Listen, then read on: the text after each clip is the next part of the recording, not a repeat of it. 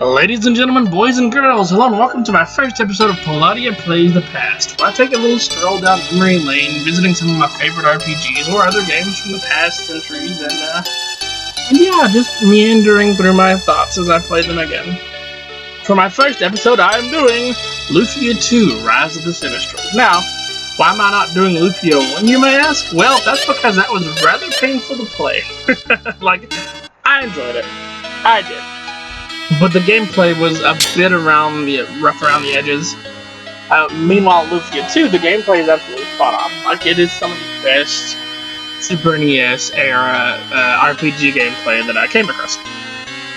It really did fit up, and it did a lot of things that other RPGs didn't do at the time. Like it had the TV bar, which is basically a limit gauge.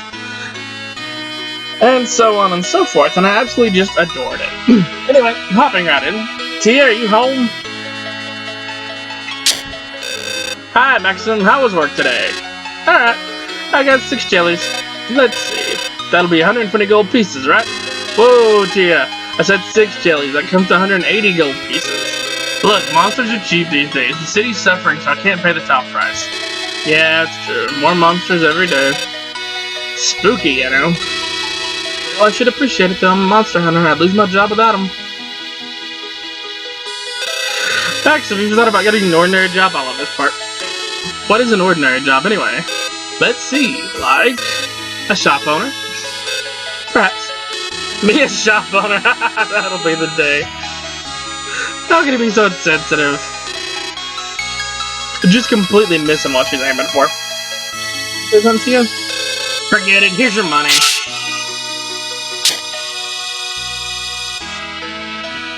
Hey, Maxim, please be careful. Anyway, do you need anything? What you got? Fry pan, knife, small knife, rapier. Not really. No. Your selection's bad, and you should be ashamed. Now, you may be wondering why I'm not playing the later port of Lufia 2. I think it was on the DS. And that's because I just didn't enjoy it. I didn't think it really stayed true to what they did here. It was a remake, though. I have to give them that. They did try to remake Lufia 2. But they made it into an action RPG, so it lost so much of what it had that made it charming to begin with.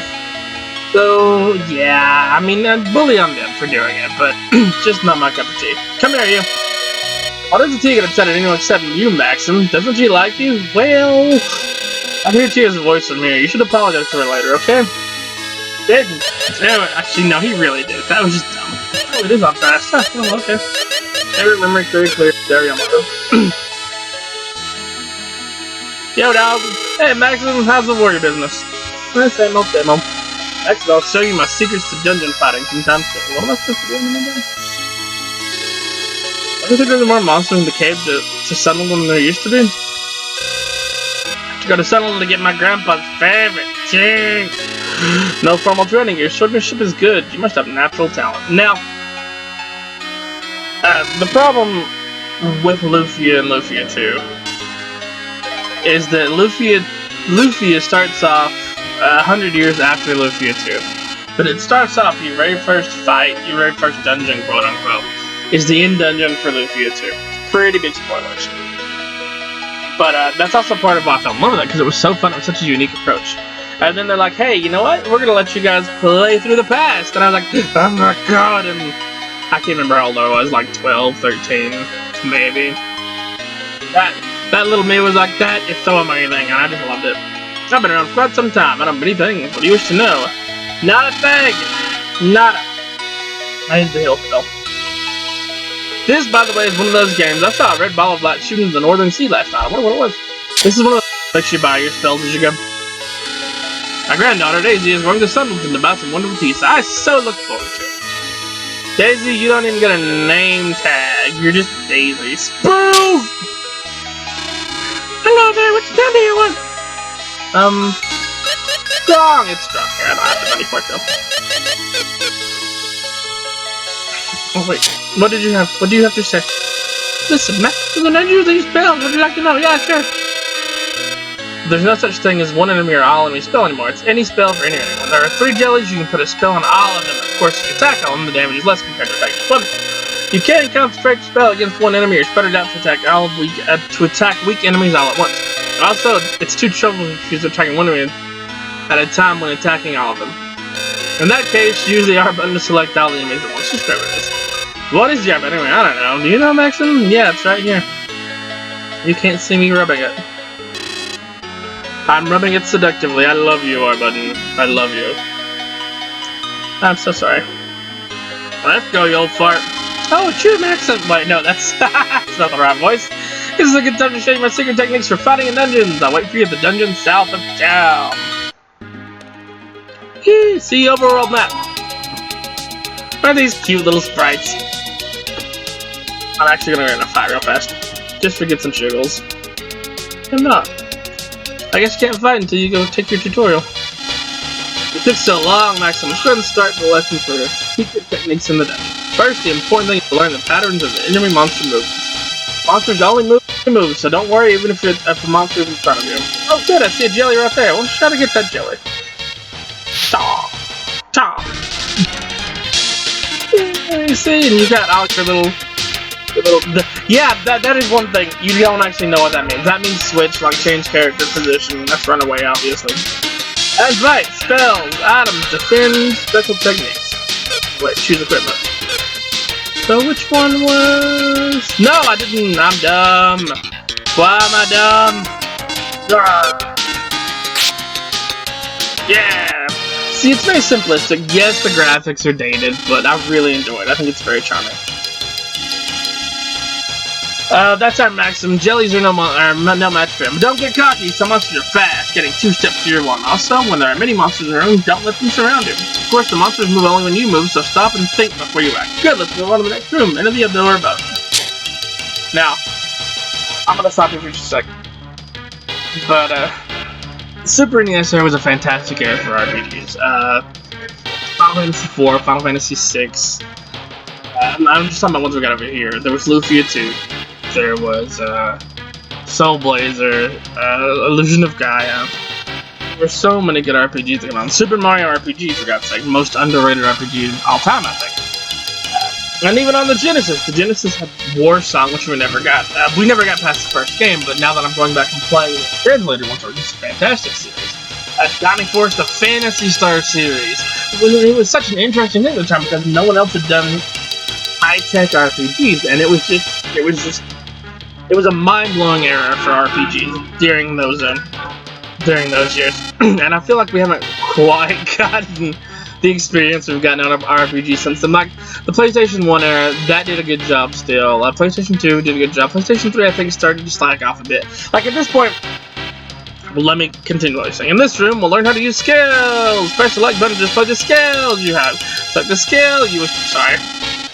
You not only have the skill arrow, but you'll receive more. If the enemy arrows can freeze an enemy for a while, press the Y button to shoot them.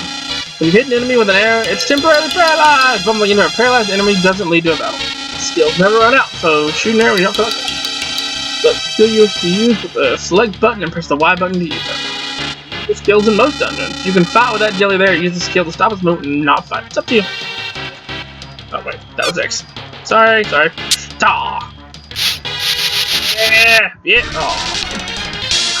Anyway, nowadays though, I feel like RPG in general is used as a flavoring to a lot of other games. There are a lot of games that feature leveling up in some way, form, or fashion, but where it's not one of the main gifts of it. It's just sort of there. It's sort of a thing, like skill selection, stuff like that.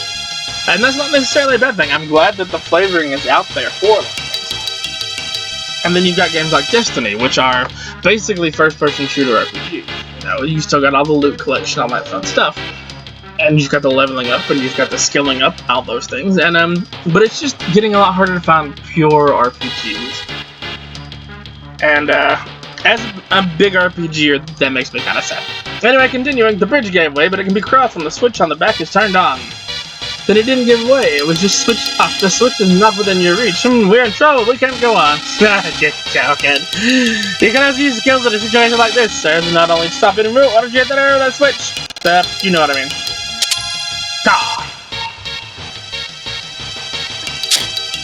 But yeah, this had puzzle solving and skills, and this game was I'd say ahead of its time, but a lot of games came out like this at this point. And then it's like we kind of lost that for a bit.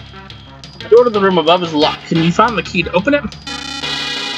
Stand on... You know what? Old fart. I don't need your tutorial. Ah! What was that?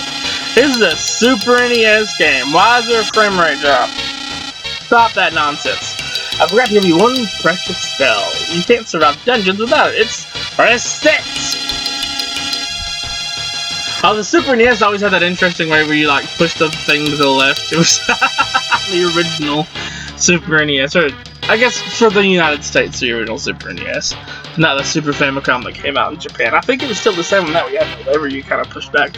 When you saw what's trick in this room about pushing something, you must remember one thing. Although you can push the pillars, you can't pull them. In other words, if you push the pillar against a wall or a door, you're screwed. But don't worry, there's a reset spell that sets it all up again. This spell sends you back in time to when you had just entered the room. Everything in the room returns to its original position, including the monsters. State does not take MP. Thus, you can use it as many times as you wish. Possess this spell and you'll have nothing to fear. I shall give you the reset spell. You can also find reset on the skills ring. Press select then up or down on the control pad. Next. Whenever you see arrows like down on the cliff on the right, you can jump down, give it a try. Cha! Later, old man. The next door will be open when you defeat all the monsters. When you can't find any devices or tricks, one way to solve the problem is to kill the shit out of everything. I'm glad that genocide is an option. Don't look at me like that, I'm just joking, good lord. IP, I'm sorry, it's IP. I keep saying TP because that's, you know, probably something. Technique points! Points get. I just beat up 2 geckos. One little jelly ain't gonna do anything to me. So I'm very sorry, Jelly. But yeah, no, as you can see, this is a very charming little RPG. I loved it so much back in the day. And you get so many different party members, and the story is just so interesting. Press the B button to swing your sword. You can cut grass using the sword. And sometimes switches are hidden under the grass when you try to find one. Now, also, I don't consider it an RPG, but Legend of Zelda Link to the Past was on the Super NES too, and I played snot out of that game. Like, I played it so often that it wasn't funny. Like, almost as much as Lufia here, or Final Fantasy VI, or Final Fantasy IV. Yes, I know where the switch is. I just want to cut down trees, okay? Look, I'm a lumberjack, and I'm okay. I sleep all night and I work all day.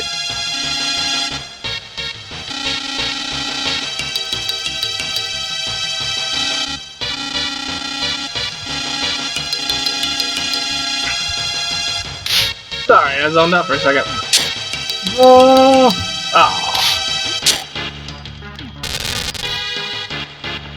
I thought it was one of those where you had to, you know, put it on one and stand on the other, and then my brain kind of farted when I realized that wasn't it. Well, I guess I finished the lesson. Of course, you have only begun to learn. To get through many dungeons, you must use or try many different things. It's not easy to do, but I'm certain you'll make it. Well, I must be up. Later, Tater.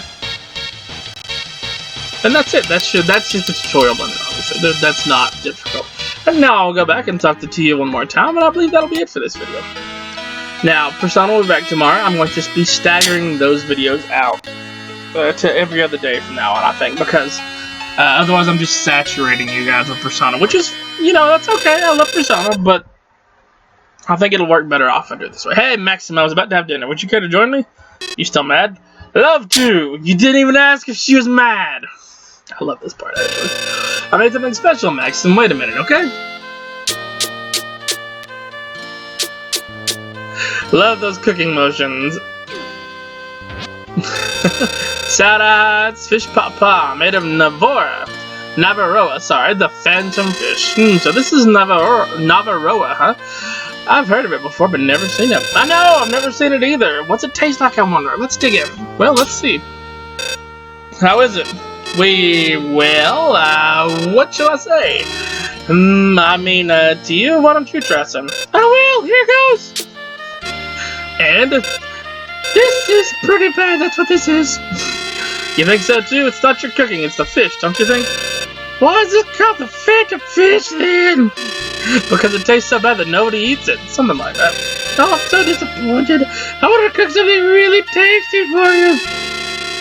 Well, maybe it's not that bad if you cook it with a lemon or something. See, it's not bad. Well, I guess you could eat it that way. I didn't do half-pitched. See, it's already tasting better. Yeah, you're right. How odd.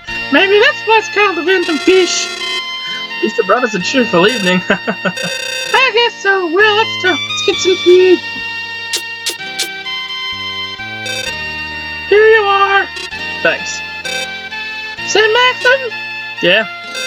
Why are you always in battle? Because I run into monsters and then fights start and then I have to kill them and...